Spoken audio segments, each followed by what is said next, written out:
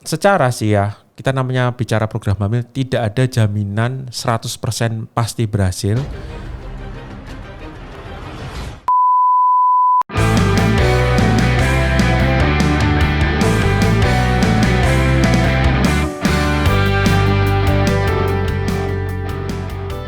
Sobat sehat semuanya, ketemu lagi dengan saya Dr. Rizka dari Klinik Arda. Gimana kabarnya sobat sehat semuanya? Baik ya?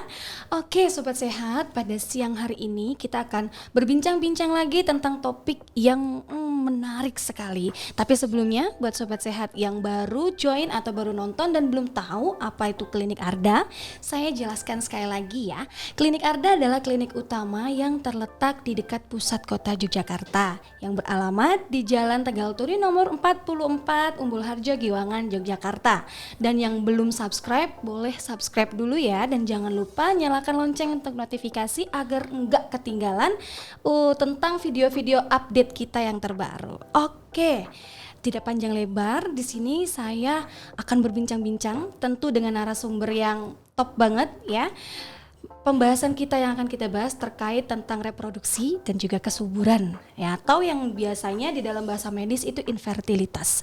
Tentu tidak sendiri, saya di sini ditemani oleh dokter spesialis obsgin atau kandungan yang pengalaman di bidang obsgin sudah luar biasa, pastinya juga sudah banyak sekali ya. Dan mungkin sobat sehat yang pernah lihat ini tahu beliau siapa. Beliau adalah salah satu dokter obsgin di Klinik Arda yang juga direktur dari Klinik Arda itu sendiri. Tentu saja Dr. Zaki Arda. Halo dokter. Halo Dr. Rizka. Selamat siang menjelang sore. Iya. Tapi semangatnya masih pagi ya dok ya? Insya Allah. Alhamdulillah. Oke, sehat ya dok ya? Alhamdulillah sehat. Oke dokter, kita akan berbincang-bincang tentang, tadi sudah sempat saya singgung ya dok ya, tentang reproduksi dan kesuburan atau infertilitas. Karena banyak sekali yang tanya, kapan Klinik Arda buka podcast lagi nih tentang infertilitas. Ya, banyak yang bertanya-tanya tentang itu. Jadi sekarang nih teman-teman saatnya ya. Oke, disiapkan cemilannya, minumannya ya, karena kita akan membahas bersama dengan Dr. Zaki.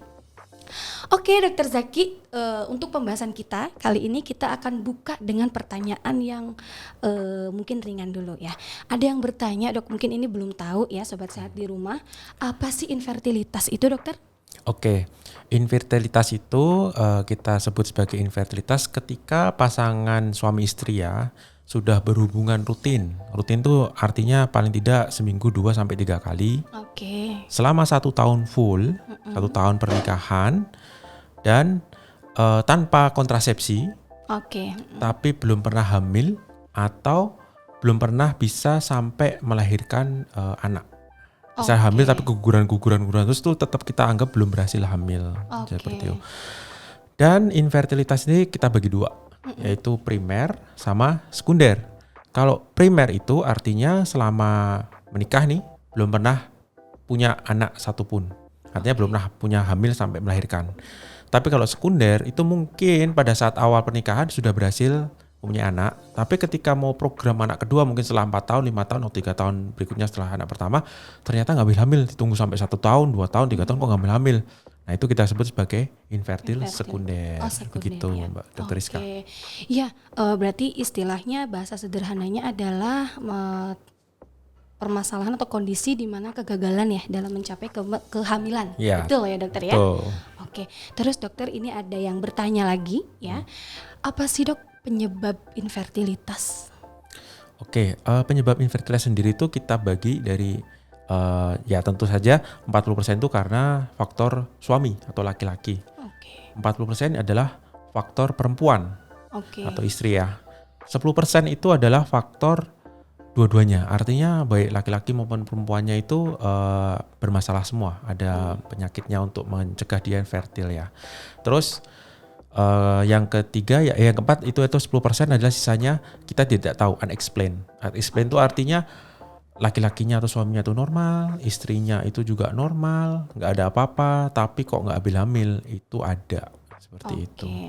Oke, tadi kan dokter mengatakan bahwa pada laki-laki 40% dan perempuan 40% ya dok ya. Nah, pertanyaan berikutnya dok, mungkin ini juga teman-teman sudah penasaran sekali. Apa saja penyebab yang terjadi pada perempuan yang menyebabkan infertilitas?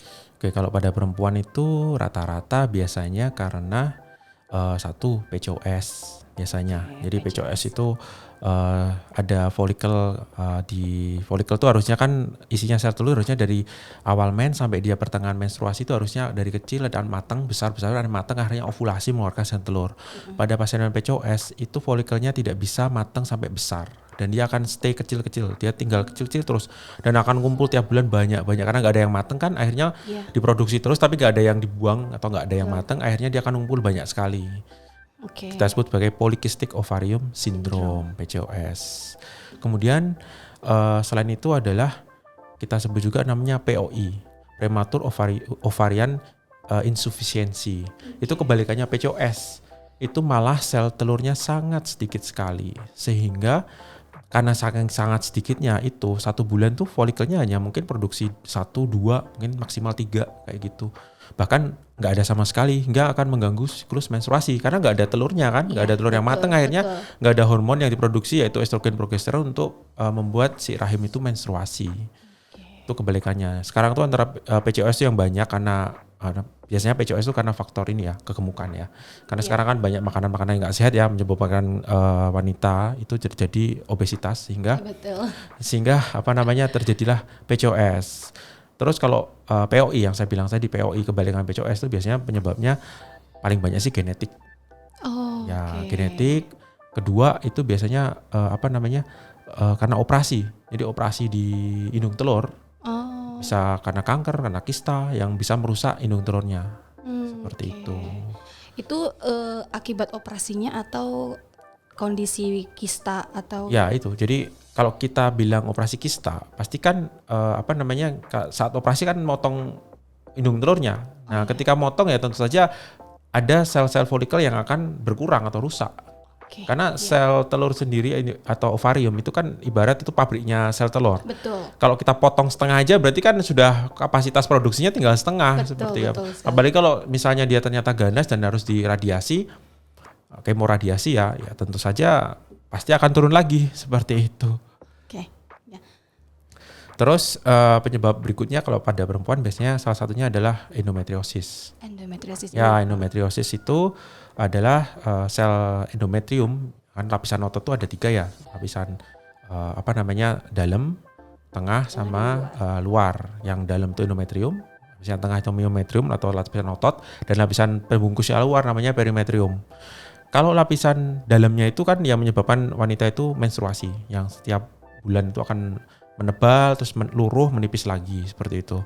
Nah, sel endometrium harusnya tempatnya di dalam rahim, nggak boleh menginvasi keluar. Nah, itu pada wanita itu beberapa itu terjadi kelainan ya, penyebabnya macam-macam. Itu bisa keluar, jadi bisa masuk ke dalam bagian lapisan ototnya pada rahim, sampai dia keluar ke indung telur, jadi menyebabkan kista coklat. Nah, itu menyebabkan endometriosis. Jadi endometriosis bisa menyebabkan gangguan bentuknya rahim atau uterusnya, kemudian bikin perlengketan sehingga tubannya lengket dan mengganggu proses ovulasi juga kalau dia nempel ke indung telur sebenarnya menyebabkan kista coklat seperti itu. Nah, itu kan pada wanita ya, Dok ya. Sebentar. Satu lagi. Ada satu lagi. Ya ini paling tidak ada juga itu adalah tubanya buntu. Tubanya buntu. Ya, jadi kan sebentar, ini ada gambarnya ya. Biar lebih jelas ya teman-teman ya. Di sini tuh di sini itu kan kelihatan ya. Ini jadi tuba itu adalah ketika kita hubungan suami istri kan sebenarnya masuk sini. Nah, kemudian jalan ini dan menuju ke kanan atau ke kiri. Nah, kanan ke kiri ini kadang-kadang kalau kita buntu ini kanan kiri buntu ya jadinya sperma itu tidak bisa ketemu seperti itu. Itu biasanya buntunya itu karena apa, Dok? Nah, buntunya itu bisa macam-macam. Biasanya bisa karena infeksi, atau memang secara kongnital atau memang dari dulu lahir udah pembentukannya bermasalah. Anatominya seperti itu. Tapi sih yang paling sering biasanya terjadi infeksi. Bisa keputihan berulang lama kayak gitu. Kadang-kadang infeksinya asenderin atau naik ya, itu bisa menyebabkan penyempitan atau saluran tubanya buntu ya. Buntu seperti itu. Oke, berarti sobat sehat semuanya di rumah ya. Jadi ada ilmu lagi nih, jangan sepelekan tentang keputihan ya, karena keputihan ternyata bisa menyebabkan saluran tuba atau saluran menuju tempat pertemuan sel telur dan sperma menjadi buntu ya. Oke. Teman-teman yang laki-laki nggak mau kalah nih dok. Oke. Ya, sobat sehat yang laki-laki nggak mau kalah. Apa penyebab pada laki-laki yang menyebabkan infertilitas, dokter? Oke, pada laki-laki itu ya penyebabnya biasanya karena satu genetik juga bisa. Oke. Genetik itu ada kelainan namanya kromosom Y mikrodilesi. Jadi ada kerusakan mikrodilesi yang sangat kecil pada kromosom Y pada laki-laki, sehingga menyebabkan produksi sperma yang di testisnya itu jadi kurang bagus. Oke. Kedua, karena pernah ada infeksi itu gondongan, pernah dengar dulu? Iya. Mams gondongan sini. Mams, ya. Itu akan menyebabkan juga terjadi penurunan fertilitas, karena ketika terjadi infeksi itu akan terjadi peradangan juga pada testis. Oke. Karena faktor antigen antibodi ya. Jadi menyebabkan produksi istilahnya kan testis itu kayak sel telur indung telur ya. Jadi itu pabriknya sperma. Itu Betul. jadi kerusakan di situ. Nah, ketika sembuh biasanya kerusakannya akan menerus sampai dia dewasa. Meskipun sudah sembuh kondisinya ya, ketika dicek ternyata bermasalah, spermanya jelek kayak gitu. Oke. Terus ada faktor lifestyle. Oke. Lifestyle itu karena kegemukan juga sama salah satunya ya. Jadi laki-laki nih kalau terlalu gemuk juga nggak bagus, karena kenapa? Sperma itu sangat sensitif terhadap panas. Jadi kalau ada peningkatan panas yang berlebihan pada daerah testis, itu akan menyebabkan kerusakan seperti itu. Pada laki-laki yang gemuk itu kan pahanya biasanya gede itu. Iya. Terus jadi panas kan, lebih panas karena terperangkap di lemak yang di paha itu, jadi suhu testisnya akan meningkat, akhirnya akan terjadi kerusakan, jadinya penurunan kualitas spermanya. Terus juga kalau laki-laki yang bekerja di lingkungan yang tidak sehat, misalnya lingkungan pabrik yang panas, mungkin bekerja kayak koki kalau terpapar panas menerus di depan api juga nggak bagus, itu akan mengurangi kualitas spermanya juga. Terus olahraga yang terlalu berlebihan, terutama ini kayak sepeda ya. Sepeda itu kadang-kadang kalau kita berlebihan itu bisa sampai berjam-jam tanpa istirahat, itu juga akan mengurangi kualitas spermanya. Kemudian pemakaian celana terlalu ketat, itu juga nggak bagus. Kemudian ada merokok, minum alkohol. Nah itu tentu saja nggak sehat ya pada mas-mas ini. Jadi akan menurunkan kualitas sperma, yaitu yang paling sering sih pada laki-laki. Oke dok, ada juga yang bertanya, ini kan terkait dengan suhu panas yang menyebabkan kerusakan sperma ya dokter ya. Kalau tadi kan di lingkungan ya, lifestyle lebih ke lingkungan terutama. Kalau misalnya ada sih pertanyaan yang banyak kayak misalnya mangku laptop, mencakukan handphone, nah itu sama dengan kondisi-kondisi yang tadi nggak dok? Ya, secara sih ya semua yang bisa meningkatkan suhu di bagian testis itu akan menyebabkan gangguan produksi sel sperma. Ya apapun juga itu. Kalau masalah HP itu memang masih baru diteliti ya, belum ada banyak penelitian yang menghubungkan langsung apakah itu menyebabkan fertilitas apa tidak. Tapi saya pernah baca itu penelitian yang memang ada sedikit hubungannya, tapi masih perlu dikaji lebih luas lagi seperti itu. Kalau laptop ya kalau kita pangku dan itu menimbulkan suhu yang panas terus menerus ya mungkin iya juga akan menyebabkan gangguan produksi sperma seperti itu. Ya sebenarnya kalau pakai laptop ya jangan dipangku ya, di meja aja, walaupun namanya laptop ya. Laptop kan nantinya dipangku. Tapi jangan dipangku. Panas soalnya. Oke, nah gitu ya sobat sehat ya. Jadi yang punya kebiasaan-kebiasaan seperti itu atau yang mungkin juga sekarang ya para dedi ya yang bekerja di lingkungan yang panas mungkin bisa ya mengurangi terpapar suhunya ya gitu. Ya betul. Oke dokter, pertanyaan yang berikutnya adalah bagaimana cara mengetahui kondisi infertilitas dokter? Oke. Untuk mengetahui infertilitas itu kita biasanya dilakukan namanya basic fertility screening. Itu baik laki-laki maupun perempuan. Biasanya kalau pada perempuan kita lakukan ya anamnesis ya, nanya-nanya ini riwayat fertility-nya, pernah sakit apa, seperti itu. Terus kemudian ada pemeriksaan fisik, ada tumor, miom atau apa. Terus yang ketiga adalah pemeriksaan penunjang terutama yaitu USG. Kita lakukan USG, kemudian kita lihat tuh kondisi rahimnya, ada miom, ada kista, ada enggak adenomiosisnya yang endometriosis seperti tadi, ada gangguan polip apa tidak, itu kadang bisa kelihatan lewat USG. Kemudian yang paling penting adalah menghitung jumlah telurnya. Biasanya kita lakukan pada saat menstruasi hari kedua atau ketiga. Itu melihat banyaknya sel telur ya pada wanita, karena itu penting. Sel telur itu biasanya kalau masih usia di bawah 35 tahun ya pada wanita itu harusnya antara kanan kiri itu sekitar jumlahnya 10 sampai 20 sel telur pada saat awal menstruasi. Kemudian kalau diperlukan ada pemeriksaan HSG, hysterosalpingografi. HSG itu untuk melihat tadi saluran tuba kanan kiri itu buntu apa tidak. Oke. Ya, saluran tuba kanan kiri itu buntu apa tidak. Kemudian jika diperlukan lagi adalah pemeriksaan hormonal. Pemeriksaan hormonal biasanya bisa dilihat cek adalah AMH. AMH itu melihat cadangan telur. Kemudian bisa dicek juga misalnya pada pasien-pasien yang menstruasinya nggak teratur, kita lihat apakah dia ada hipotiroid, jadi pemeriksaan tiroid, ataupun dia hiperprolaktinemia atau prolaktinnya berlebihan. Karena dua hal itu bisa menyebabkan terjadinya gangguan menstruasi, gangguan hormonal. Jadi pada wanita yaitu bisa lakukan anamnesis, pemeriksaan fisik, USG, sampai pemeriksaan penunjang berupa pemeriksaan hormonal. Dan kalau diperlukan ada namanya pemeriksaan kromosom. Kalau dicurigai memang ada gangguan kromosom pada wanita itu. Kalau pada laki-laki itu sebenarnya paling mudah ya, karena dengan analisis sperma nggak perlu diucak-ucak macam-macam ya. Kalau perempuan harus HSG, harus USG. Kalau laki ya analisis sperma aja, simple. Cek sperma, ketika keluar kualitasnya biasanya kita udah tahu nih kira-kira normalnya sperma itu apakah itu normal apa tidak gitu.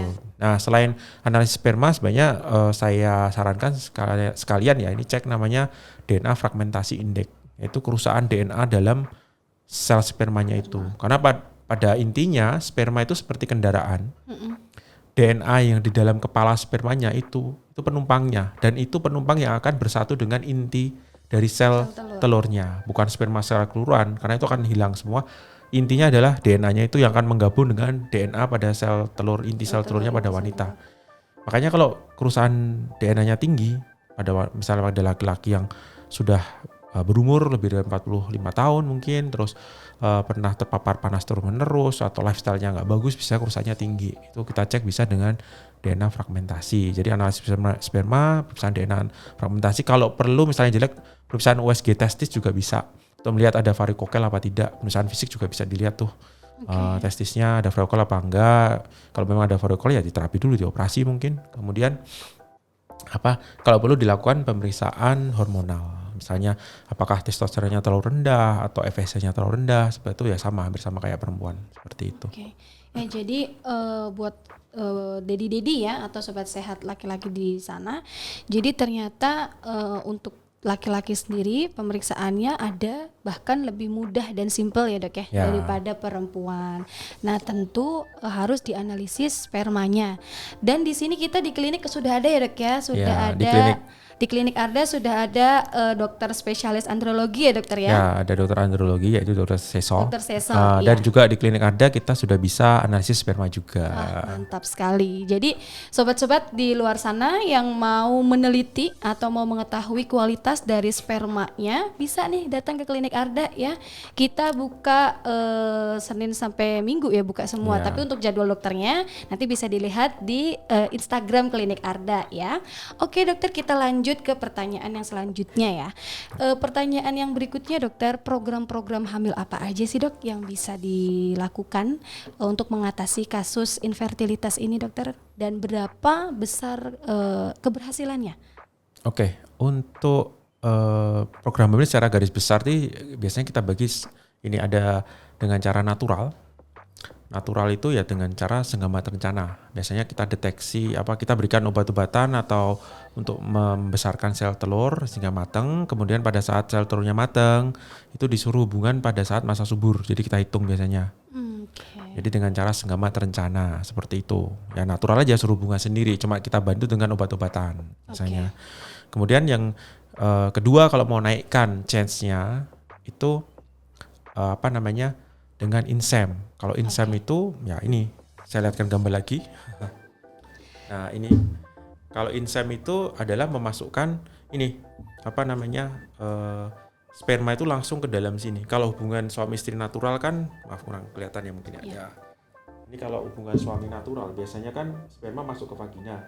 Tapi kalau misalnya ini adalah dengan program InSem itu kita bisa memasukkan pakai kateter khusus itu sampai masuk ke dalam sini, sampai ujung sini rahim, sehingga disemprotkan ke sini spermanya dan tentu saja dipilih oleh sperma yang terbaik. Jadi di program centrifuge dulu baru dipilih sperma yang terbaik, yang motilitasnya paling bagus, bentuknya paling oke, baru itu yang akan disemprotkan ke dalam rahimnya. Nah, nanti kan tentu lebih dekat ini daripada kalau hanya hubungan sperma biasa dimasukkan ke vagina, tentu akan berjalan lebih jauh. Kemudian yang ketiga adalah yang terakhir yang paling canggih tentu dengan bayi tabung atau IVF. Kalau bayi tabung itu pembuahannya di luar. Jadi pembuahannya itu kita ambil dulu sel telurnya di sini. Kita besarin dulu nih folikel-folikelnya, kemudian kita ambil sel telurnya, kemudian kita buai di luar dengan sperma. Ketika sudah jadi embrio, sudah bagus embrionya, dipilih yang terbaik, kemudian akan dimasukkan lagi ke dalam rahimnya ibu pada saat dia masa tanamnya, masa siapnya si rahim itu untuk menerima endometrium, namanya window of implantation. Nah, dimasukkan. Tentu ini keberhasilan paling besar. Paling besar di antara 3 yang lainnya itu ya dok ya. Oke. Kita akan ngomong tentang berapa persen sih keberhasilannya. Oke. Secara sih ya, kita namanya bicara program hamil tidak ada jaminan 100% pasti berhasil. Tapi juga tidak ada namanya pasti 0% nggak mungkin berhasil. Kalau kayak kamu tuh ini udah berat sekali, nggak mungkin, itu nggak ada. Jadi ya antara di atas 0 dan di bawah 100% seperti itu. Untuk natural atau setengah mati rencana biasanya keberhasilannya antara 5-10%. Itu dengan catatan bahwa spermanya normal ya, tidak ada masalah ya. Dan normal menurut standar WHO gitu. Kemudian kalau misalnya kita tingkatan lagi nih, jadi tadi kan setengah mati rencana itu sekitar 5-10%. Ini patokannya usianya juga usia istri di bawah 35 tahun ya. Kalau kita naikkan lagi dengan InSem, itu kita bisa meningkatkan keberhasilannya sampai 2-3 kali lipatnya, yaitu sekitar 15-20%. Karena apa ya? Karena sperma yang dimasukkan adalah sperma yang terpilih. Berarti itu special force-nya, yang paling bagus unit terbaiknya dia, dan dia dimasukkan langsung ke dalam rahim. Betul. Kayak di drop langsung deket sama sel telurnya. Dan juga pada InSem itu kita lakukan namanya trigger. Trigger itu artinya kita suntik dan itu akan menyebabkan ovulasinya, tanggalnya atau jamnya itu sudah bisa kita tentukan. Beda sama senggama tadi. Itu kan kita mengira-ngira ini udah mateng, mungkin 2 hari lagi atau 3 hari lagi atau 4 hari lagi akan ovulasi. Silakan hubungan sekitar hari-hari itu. Nah, tapi kalau dengan trigger kita suntik, biasanya kita pastikan antara 34 sampai 40 jam dari penyuntikan itu akan terjadi ovulasi. Makanya waktu InSem-nya juga bisa kita tentukan. Beda dengan makanya bisa meningkatkan keberhasilan 2-3 kali lipatnya. Kemudian yang paling canggih tentu saja bayi tabung yang saya jelaskan tadi, keberhasilannya antara rata-rata sih 40% ya. Rata-rata 40%. Kalau di tempat saya bekerja yaitu Moral IVF itu sekitar 40%. Tapi ya plus minus tergantung usia dari suami istrinya, terutama usia istri ya. Semakin tua usia istri dan itu tentu saja akan mengurangi keberhasilannya seperti itu. Ya, karena kalau kita berbicara faktor usia kan karena memang fisiologis tubuh semuanya sudah mulai menurun ya dokter. Ya tentu saja kualitas sel telur pada wanita itu menurut penelitian akan turun setelah menginjak 35 tahun. Baik kualitas maupun kuantitas. Tapi itu tergantung orangnya juga ya. Kalau dia lifestyle-nya bagus, memang secara genetik juga bagus, nggak ada penyakit-penyakitnya, ya biasanya dia penurunnya akan lebih lambat daripada kalau memang dia memang ada penyakit pembawaannya dan dia memang lifestyle-nya nggak bagus. Tentu saja akan turunnya lebih cepat lagi seperti itu. Oke. Wah, sangat luar biasa. Terus dok, inseminasi itu sakit nggak sih dok? Ya. Sebenarnya inseminasi itu kalau kita bilang sakit sih ya nggak terlalu ya, cuman nggak nyaman aja mungkin, karena itu kan cara memasukkannya kita pasang spekulum dulu ya di vagina ya. Ya mungkin nggak nyamannya pasang spekulum aja itu. Iya.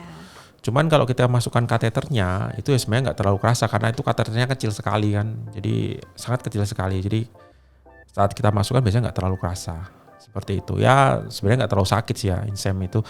Rasanya seperti pemeriksaan ginekologi biasa. Oke. Gitu. Nggak ada yang perlu disuntik-suntik atau coblos-coblos, nggak ada. Oke, nah itu ya sobat ya. Ya. Jadi karena takutnya sobat sehat semua, aduh, inseminasi dimasukkan suntik dan lain sebagainya. Ya. Takutnya pikirannya udah takut duluan. Ya itu Jadi beda. ternyata tidak sakit. Ya. Ya, Dok, Kalau bayi tabung beda. Kalau bayi tabung kan itu ngambil telurnya. Saat Iya. diambil telur kan dicoblos pakai jarum panjang. Itu harus dibius. Nggak Oke. bisa. Makanya kalau insem sih nggak perlu dibius ya. Jadi bisa langsung aja karena ya memang nggak terlalu sakit. Cuma nggak nyaman aja mungkin. Jadi nggak usah takut ya sobat ya. Dan kami juga yakin ya Dok ya, tenaga medis apalagi kan melakukan dengan sangat smooth ya, dengan Ya, hati-hati. Ricky Jadi artis. dibuat senyaman mungkin ya sobat sehat semuanya yang akan dilakukan inseminasi.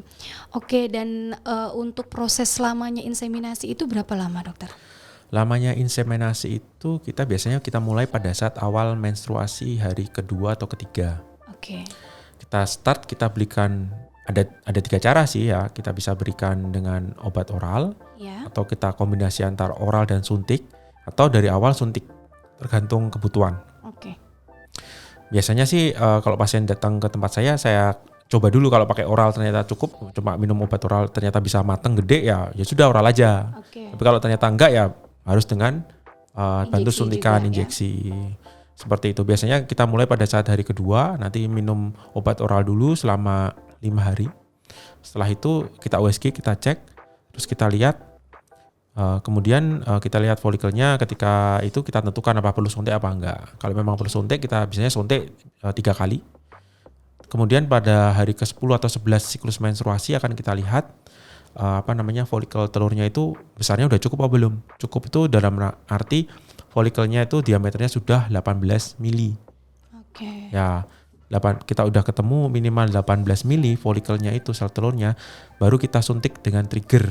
Misalnya kita pada hari ke-11 ya, itu kelihatan nih folikelnya sudah 18 mili, kita suntik tes. Nah, misalnya suntiknya itu malam, jam 9 malam, kita biasanya ambil 36 jamnya. Itu berarti ovulasi sekitar jam 9 pagi. Misalnya itu hari ke-11-nya itu hari Senin, berarti kalau kita suntik jam 9 malam hari Senin, berarti itu ovulasinya sekitar 36 jam di hari Rabu. Berarti hari Rabu jam 9 pagi. Oke. Nah, biasanya kita insem di sekitar jam itu. Seperti itu. Oke. Jadi ya butuh waktunya kira-kira 2 minggu sih. Kurang lebihnya 2 minggu ya dok ya. Oke, dan nggak lama ya sobat ya.